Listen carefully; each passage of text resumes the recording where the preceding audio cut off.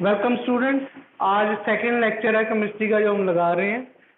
First chapter है basic concepts of chemistry. पहले हमने क्लासिफिकेशन ऑफ मैटर पढ़ी थी। आज जो हम करने लगे हैं वो है लॉज ऑफ केमिकल कम्बिनेशन। ये लॉज ऑफ केमिकल कम्बिनेशन में हमने क्या पढ़ना है?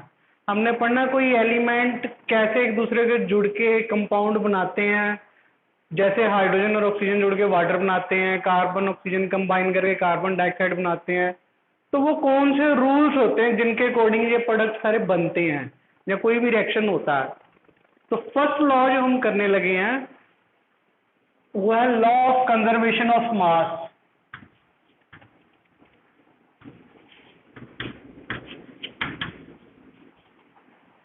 ये लॉ जो है साइंटिस्ट एंटोइन लवोजियर ने दिया था इन 1789। ये लॉ क्या कहता है बेसिकली? ये लॉ के अकॉर्डिंग जब भी कोई फिजिकल या केमिकल चेंज होता है ड्यूरिंग एनी फिजिकल और केमिकल चेंज, इसका मतलब क्या होता है फिजिकल और केमिकल चेंज का? फिजिकल चेंज मतलब कोई चीज सॉलिड से लिक्विड बन गई या गैस बन गई या लिक्विड वेपर में बदल गया या सॉलिड सीधा गैस में बदल गया। जैसे नेपथलीन की बॉल्स हैं जिसको हम पंजाबी में फिनाइल की गोलियां बोलते हैं, वो सीधी सॉलिड से गैस में बदल गई।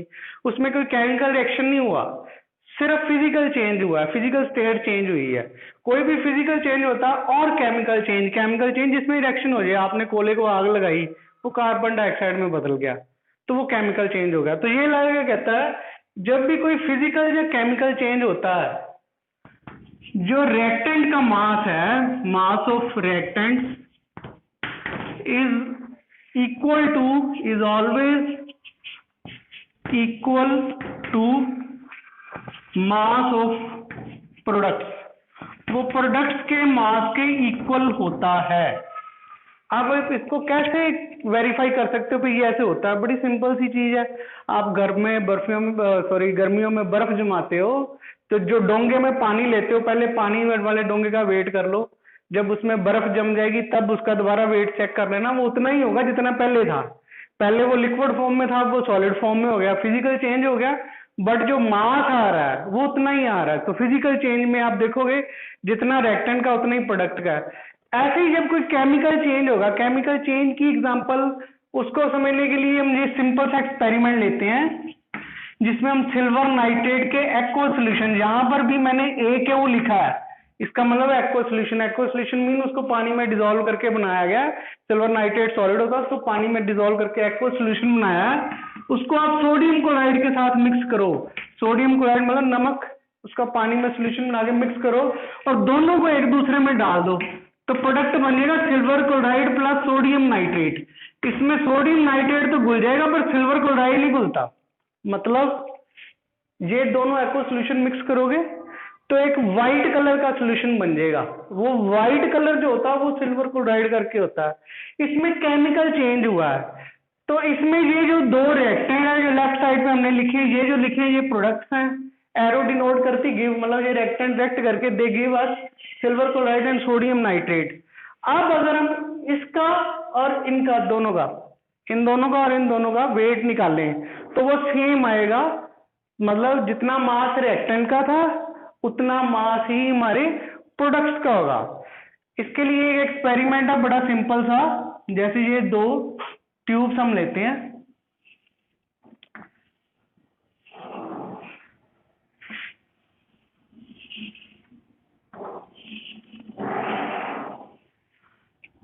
इसको हम बीच में ऐसे कनेक्ट किया हुआ हमने, इसको हम लैंडोल्ट ट्यूब भी बोल देते हैं क्योंकि ये लैंडोल्ट साइंटिस्ट था जिसने एक्सपेरिमेंट किया था। So it is also called Landolt experiment. ये लैंडोल्ट ट्यूब है। एक में हम सिल्वर नाइट्रेट का एक्वा सोल्यूशन ले लेंगे, दिस इज सिल्वर नाइट्रेट, और दूसरी लिम में हम इसके सोडियम क्लोराइड का एक्वा सोल्यूशन ले लेंगे। अब इनको मिक्स नहीं किया हुआ, ये रिएक्टेंट है, आपने इसका वेट चेक कर लेना है। फिर क्या करना है, ये एक दूसरे के साथ कनेक्ट है, इसको टेढ़ा करो, एक दूसरे में मिक्स हो जाएंगे। अच्छी तरह मिक्स कर दो, रिएक्शन होगी, ये प्रोडक्ट बन जाएंगे। अब जब ये प्रोडक्ट बन गए इनका दोबारा वेट चेक कर लो। तो आप क्या देखोगे, जितना वेट पहले था रिएक्शन के, रिएक्शन होने के बाद भी उतना ही वेट रहेगा, वो सेम रहेगा। तो ये केमिकल चेंज हो गया। So in this case mass of reactant is equal to mass of product. जब ये केमिकल चेंज हो रहा है, और हर केमिकल चेंज में ऐसा ही होता है, ऐसे वेरीफाई करना इजी है, इसलिए हमने लिक्विड लिया। ठीक है, अब ये सभी केमिकल रिएक्शन में ऐसे ही होता है, बट न्यूक्लियर रिएक्शन में ऐसे नहीं होता। न्यूक्लियर रिएक्शन और केमिकल रिएक्शन में क्या फर्क है, ये वैसे आपकी नॉलेज के लिए बता दूं, बाद में डीप में पढ़ोगे आप। केमिकल रिएक्शन में इलेक्ट्रॉन हिस्सा लेते हैं, न्यूक्लियर रिएक्शन में न्यूक्लियस हिस्सा लेगा, मतलब न्यूट्रॉन हिस्सा लेंगे, इलेक्ट्रॉन नहीं लेंगे। तो जब न्यूक्लियर रिएक्शन होता है, न्यूक्लियर रिएक्शन के दौरान ये लॉ वैलिड नहीं रहता, तब mass of reactant is not equal to mass of products. जैसे एटम बॉम्ब का सभी ने सुना हुआ है, आप अगर 10 किलो का एटम बॉम्ब भी किसी सिटी पे फेंकते हो तो सारा शहर तबाह होता है। वाई, ऐसा क्या उसमें ये जो इक्वेशन है, इसको हम बोलते हैं आइंस्टीन इक्वेशन। ये आइंस्टीन ने दी थी। ये m जो है ये मास है, c है वेलोसिटी ऑफ लाइट, e है एनर्जी। ये इक्वेशन क्या कहती है, जब न्यूक्लियर रिएक्शन होगा तो सारा मास रिएक्टेंट का प्रोडक्ट के जितना प्रोडक्ट बनता है, उसका मास रिएक्टेंट के मास के इक्वल नहीं रहता। वो जितना कम होता है, मतलब आपने 10 किलो का बॉम्ब गिराया तो उसमें 100 ग्राम कम हो गया, 9 किलो 900 ग्राम प्रोडक्ट बन गए, 100 ग्राम भी कम हो गया, तो वो 100 ग्राम जो कम हो गया मास, वो किस में बदल जाएगा, वो एनर्जी में बदल जाएगा, इस फॉर्मूला के अकॉर्डिंग। तो न्यूक्लियर रिएक्शन में mass of reactant is not equal to mass of product, समझ गए। तो ये उसमें ये लॉ वैलिड नहीं है। फिर उसमें क्या चेंज, फिर उसमें कौन सा लॉ वैलिड होगा, कैसे होगा उसमें, जब कोई न्यूक्लियर रिएक्शन होता है ना, तब हम इसको मॉडिफाई कर देते हैं, तब हम इसको बोलते हैं law of conservation of mass and energy. अब मॉडिफाइड लॉ ये है न्यूक्लियर रिएक्शन को अकोमोडेट करने के लिए, law of conservation of mass and energy. मतलब अब ये कहता है, इस लॉ ये कहता है, ड्यूरिंग एनी फिजिकल केमिकल और nuclear change, sum of mass and energy of reactants is equal to sum of mass and energy of products. मतलब जितना रिएक्टेंट का मास का और एनर्जी का टोटल आएगा, प्रोडक्ट के मास और एनर्जी का टोटल उसके इक्वल होगा। मतलब जैसे ये मान लो ये A प्लस बी कोई रिएक्टेंट है, C प्लस डी प्रोडक्ट्स हैं, इनका जितना मास है मान लो m, और इतनी इनकी जितनी एनर्जी है E1, और प्रोडक्ट का मास जो है वो M2 है, इससे बदल गया न्यूक्लियर रिएक्शन में, ये मान लो न्यूक्लियर रिएक्शन है, और एनर्जी इसकी आ गई E2।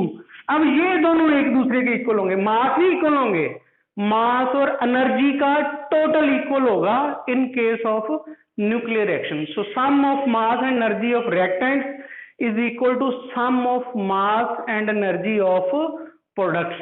तो ये आपका फर्स्ट लॉ है, बिल्कुल सिंपल सा है। इसके बेस पे आपको क्या पूछ सकते हैं, सिंपल, जैसे मान लो आपको बोल दें, आपको हमने ये 5 ग्राम दिया है, सपोज ये आपको 10 ग्राम गिवन है, और सिल्वर क्लोराइड जो मान लो आपको 12 ग्राम मिल गई, तो इसका वेट कितना होगा। तो आप समझदार हो, रिएक्टेंट का मास का टोटल आ रहा है 15, प्रोडक्ट का इधर 12 है, तो ये बोला ना रिएक्टेंट और प्रोडक्ट का मास इक्वल आएगा केमिकल रिएक्शन में।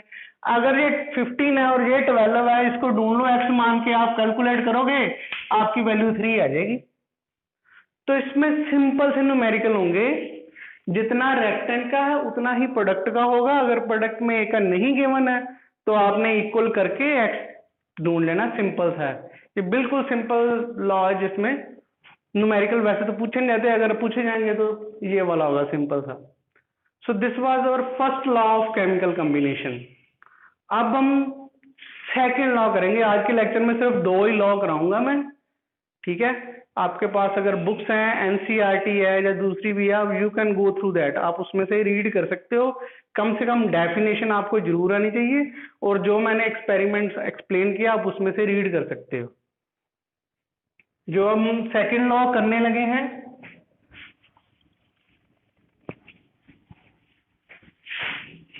वो है लॉ ऑफ डेफिनेट प्रोपोर्शंस, या फिर law of constant composition.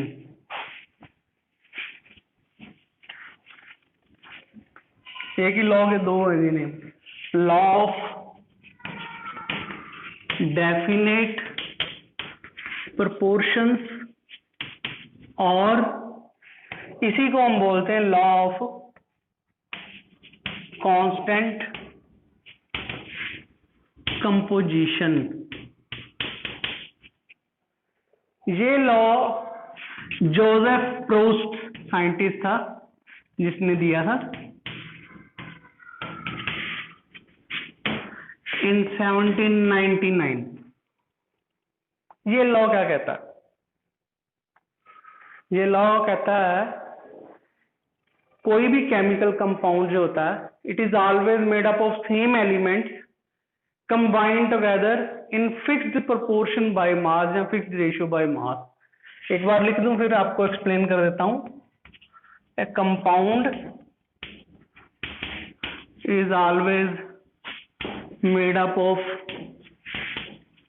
Same elements combined together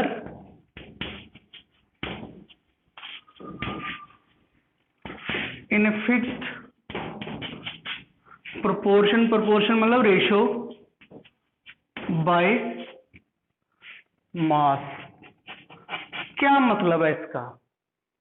इस चीज का मतलब क्या? मतलब ये है, अगर आप कार्बन डाइऑक्साइड लेते हो, वो एक कंपाउंड है, वो हमेशा सेम एलिमेंट से बनेगी। सेम एलिमेंट मतलब उसमें हमेशा कार्बन और ऑक्सीजन ही होगी। तो कार्बन ऑक्सीजन वाली सभी चीजें कार्बन डाइऑक्साइड हो जाएंगी? नहीं, उन्होंने क्या लिखा है, वो हमेशा सेम एलिमेंट से बनेगी।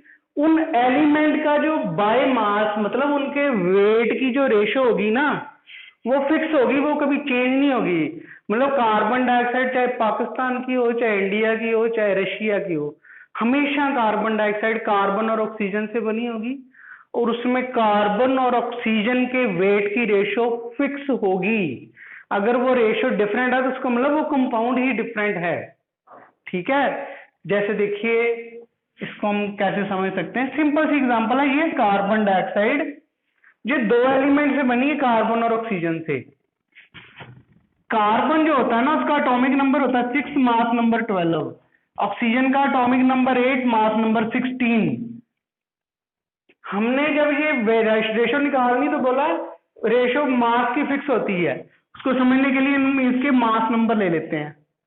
जैसे कार्बन एक का होगा 12, ऑक्सीजन एक का 16 है, दो ऑक्सीजन का होगा 32। आप इसको कॉमन से डिवाइड कर दो, ये 4 से डिवाइड हो जाएंगे, ये आ जाएगा 3, ये आ जाएगा 8। मतलब कार्बन डाइऑक्साइड जब भी होगी उसमें कार्बन और ऑक्सीजन का अगर आप वेट कैलकुलेट कर लो तो उनके वेट की रेशो हमेशा ये आएगी, 3 पार्ट्स कार्बन के आएंगे, 8 पार्ट्स ऑक्सीजन के आएंगे। इसको हम बोलते हैं फिक्स्ड प्रोपोर्शन बाय मास। तो ये हमेशा ऐसा ही होगा। ऐसे अगर आप और एग्जांपल लेते हैं वाटर, जैसे हाइड्रोजन का एटॉमिक नंबर भी 1 है, मास नंबर 1 है, ऑक्सीजन का मास 16 है। तो अगर हम जोड़ें इसको, जो दो हाइड्रोजन है, एक का एक है तो दो का दो हो गया। ऑक्सीजन एक ही लिखी है, 16 है तो 16 आ गया। रेशो क्या आ गई? 1:8। तो आप देख सकते हो इनमें हाइड्रोजन और ऑक्सीजन की वेट की रेशियो आएगी, इट विल ऑलवेज बी 1:8। तो जो वाटर होगा वो हमेशा हाइड्रोजन और ऑक्सीजन से बना होगा और हाइड्रोजन और ऑक्सीजन की वेट की रेशियो विल ऑलवेज बी 1:8। इसको हम बोलते हैं लॉ ऑफ कांस्टेंट कंपोजिशन और लॉ ऑफ डेफिनेट प्रोपोर्शंस। अब इनकी लिमिटेशंस होती हैं। क्या लिमिटेशन मतलब कमियां होती हैं कुछ? कौन सी कमियां हैं जी इसमें? पहले तो है इन case of isotopes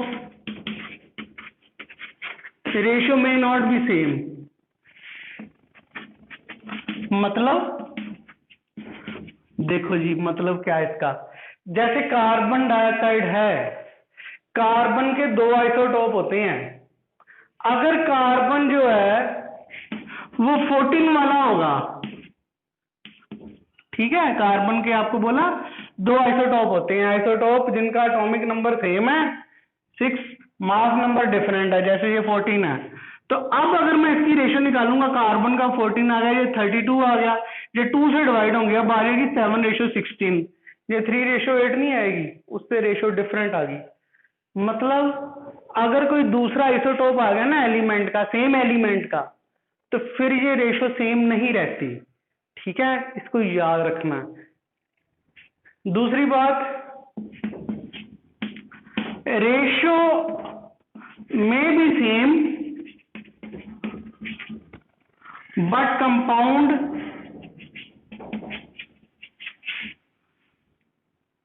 can be या मे बी डिफरेंट।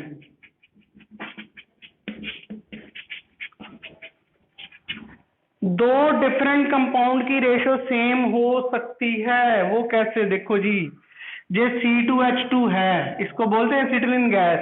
अगर आपने कभी मोटरसाइकिल या किसी चीज की वेल्डिंग कराई हो तो वो गैस यूज करते हैं, वो एसिटिलीन होती है। कार्बन का जैसे मैंने बोला आपको, ज्यादातर उसका 12 वाला आइसोटोप होता है। एक कार्बन का मास हो गया 12, अगर दो है तो 24 हो जाएगा। और हाइड्रोजन दो है, एक का एक है, दो का दो गया, तो रेशियो आ गई 12:1। ऐसे ही हम अगर बेंजीन लें, इसमें 6 कार्बन होते हैं, 6 हाइड्रोजन होते हैं। ये बेंजीन जो है, 6 कार्बन का वेट आ गया 72, 6 हाइड्रोजन का आ गया 6, और आपकी रेशो आ गई 12:1। मतलब ये दो अलग कंपाउंड हैं जिनमें एलिमेंट भी सेम है, क्या कार्बन और हाइड्रोजन से बने हैं दोनों, और उनके वेट की रेशो भी क्या है, सेम है। मतलब कई बार ऐसे हो सकता है कंपाउंड डिफरेंट हो और सेम एलिमेंट से बने हो और उनके वेट की रेशो भी सेम ही आ जाए। सो कई कंपाउंड में ऐसा भी होता है, ये इसकी लिमिटेशन है, इस लॉ की कमियां हैं। ठीक है जी। अदरवाइज जैसे आपको बोला है, कोई भी कंपाउंड सेम एलिमेंट से बनेगा, जैसे बेंजीन हमेशा कार्बन हाइड्रोजन से बनेगी और उसके जो वेट की रेशियो होगी वो फिक्स होगी। ठीक है जी। बट ये है, कई बार दो कंपाउंड की वेट की रेशियो सेम आ सकती है। तो ये मैंने आपको सिर्फ थ्योरेटिकल पोर्शन कराया आज।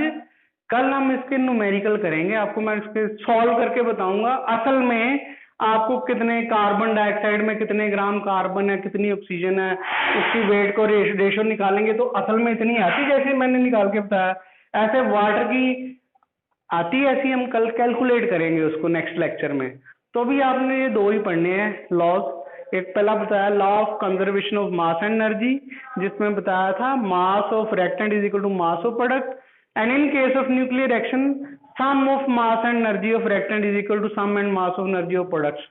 और दूसरा आपको बताया लॉ ऑफ डेफिनेट प्रोपोर्शन या कांस्टेंट कंपोजिशन, जिसका मतलब बताया एक कंपाउंड जो होता है हमेशा सेम एलिमेंट से बनता है और उन एलिमेंट्स के वेट की जो रेशो होती है वो सेम होती है। अगर आपने कुछ राइट डाउन करना है तो यू कैन, आप लेक्चर को स्लो स्लो चला के लिख सकते हो। और आपकी बुक्स में ये दोनों लॉज गिवन है, आप कोई भी बुक फॉलो कर लो, चाहे प्रदीप की, चाहे मॉडर्न की, चाहे एनसीईआरटी की, उसमें ये सारा कुछ गिवन है। जो मैंने लिखा है कम से कम वो तो जरूर आपने पढ़ना है। Thank you.